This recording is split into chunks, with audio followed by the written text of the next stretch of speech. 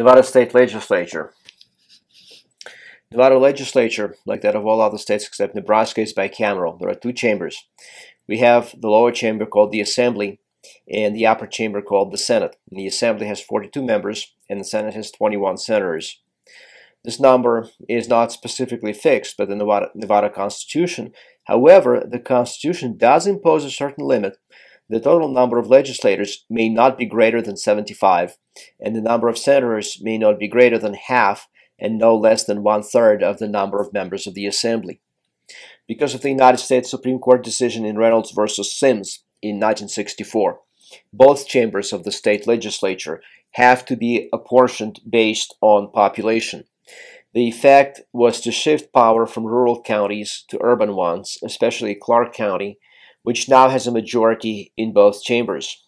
To be elected to state legislature, the requirement is the same for the Assembly and the Senate. One must be at least 21 years old, a U.S. citizen, not convicted of a felony, residing in the state for at least 1 year prior to the election. Now, senators serve 4-year staggered terms. They are limited to no more than 3 terms in office. So 4 times 3 is 12. You can be senator for a maximum of 12 years. Members of the Assembly serve 2-year terms. They are limited to no more than 6 terms in office. 2 times 6, once again, that equals 12.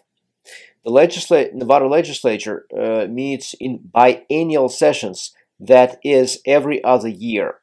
So do not get mixed up between biennial, which is once every other year, and biannual, which would be twice a year. Nevada Legislature does not mean twice a year. It meets once every other year. Biennial sessions, and they last about 4 months each.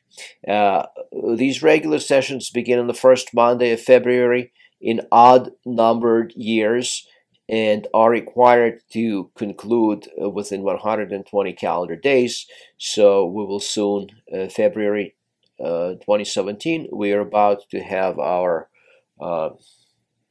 legislative session, next legislative session in February of 2017. During 2001 legislative session, at one point the Assembly passed 9 bills in 7 minutes.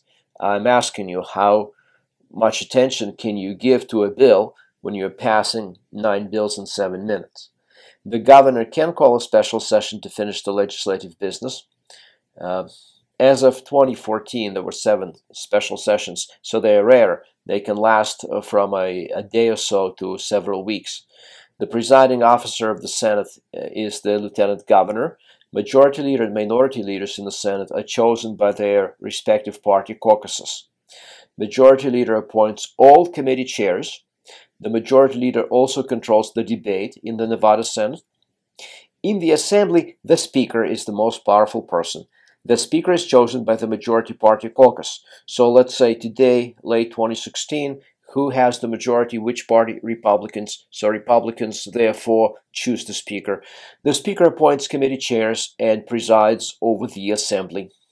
The level of expertise is an issue because all Nevada state legislators are part-time legislators. Therefore, the deference to the committee is great. So whatever the committee decides is going to be the decision of the legislature as a whole, pretty much. There's not simply enough time to develop an expertise on a lot of subjects, and in general, there's not enough time.